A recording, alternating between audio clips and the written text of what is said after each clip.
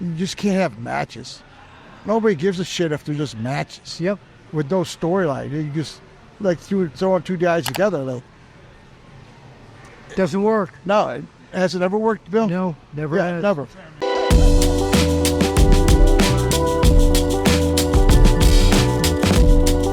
Scott Steiner, welcome back to the Apter chat. Oh, it's great to be here. Yeah, I can tell. I can tell. So did you see that, what was your reaction when your nephew was pinned by Sami Zayn? Was that a good decision with what they did with Bron Breakker? Well, Sami, he obviously cheated.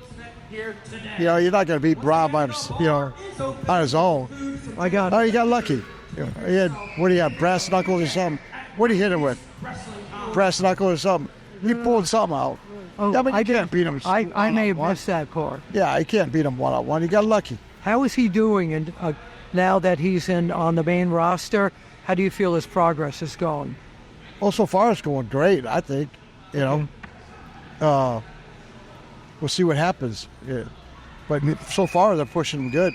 So I've been asking everybody here who was in WCW this question because they had this Vice special on what killed WCW. What led to the end of that, in your opinion?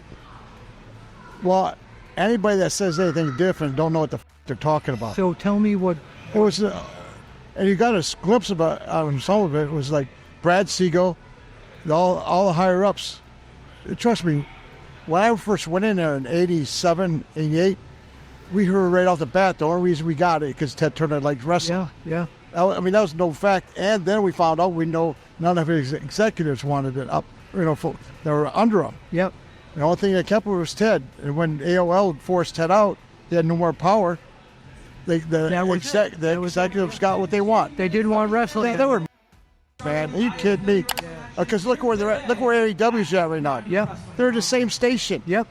Just because the executives are not there no more. Do you watch AEW? I mean, I try to watch some stuff. Sometimes, I don't have a whole lot of time. What have you seen that's positive in AEW? Well, it's great for another place for the guys to work. Yeah. Competition is always good. Yeah. For the business. So, but there's no doubt that WWE is hot right now. Yep. They're going all over the world too. Yeah, and they got the fan interest, and that's what's the most important. The thing is, you just can't have matches. Nobody gives a shit if they're just matches. Yep. With no storyline, you just throwing two guys together. Doesn't work. No, has it ever worked, Bill? No, never has. Never. Check out BrainBuster, the daily quiz that tests your WWE knowledge with winning streaks, stats, and more. It's time to see if you're up for the challenge. People always said that the Steiners, when they were on top, and I kind of see this in Bron Breakker a lot, but he's holding back a little bit, is they said, God, the Steiners, these are wrestlers I'm talking about, were so stiff to work with. Was that what contributed to your success with you and your brother?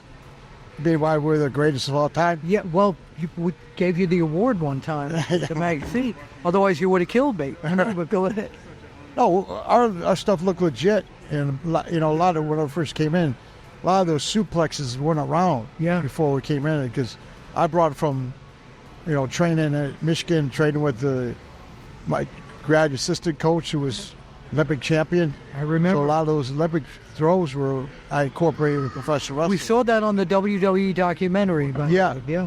So that, and then of course the different moves we tried to do, like the Frank Steiner. I was actually the first guy to do a 450 splash when I was wrestling for Dick the Bruiser. Right, I remember that. Did it one time. I didn't like the way it looked, so I never did it again. And then the Steiner screwdriver.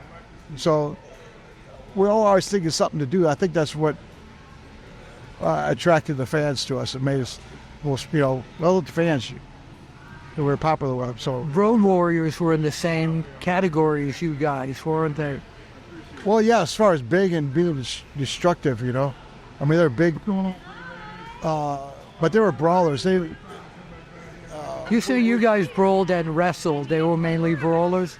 Yeah, Yeah, they were, big, strong guys and just destroy you. But amateur wrestling, I mean, if you look at UFC, amateur wrestling is mostly the guys that do the best. Yeah. So most of the champions are That's right.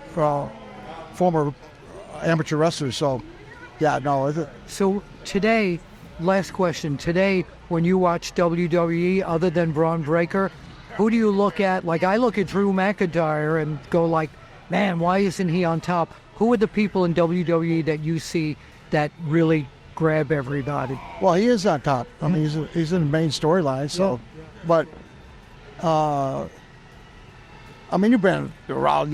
You watch. Yeah. I mean, you watch something like, why in the hell is he on TV even? Yeah. Or why is he on top? Yeah. They don't have a whole lot of guys like that now. Right. Most of the guys that are on top, you can see what with their You presentation. see Cody staying on top? It all depends how, if it stopped drawing, no. Right. Yeah. You know what I mean? It's all, especially now with when they're actually owned by TKO. Yes. Yeah. So the money is going to be the bottom line. So as long as that keeps going, it could go as long as, but nobody stays on. Nobody, believe it or not, people don't want to see the guy win every time. Yeah. I don't care who you are. I mean, so you got to have some losses in there. But yeah, as long as the money keeps on flowing there, and he has good opponents. So Jacob Fatu has come in, and some people have mentioned to me, they said he's got that Steiner ferocity in him. Do you see that in him? Well, it definitely translates coming through the TV, and that's always helps. Yeah. Where people can see your intensity and stuff. So, yeah, I mean, he's doing good. Hasn't had some matches. I haven't seen him. He hasn't had a match yet, right? Not a full match. Yeah, so it'll be interesting to see what happens. But from what everybody's saying, he's one of the better guys. So that's yet to be seen. But I mean, all those people can't be wrong. But I've never seen him wrestle, so we'll see what happens. We'll look to see what happens. Bill Apter with Big Papa Pump. Big Fat Booty Daddy. That's right. Right here at the 90s Wrestling Con.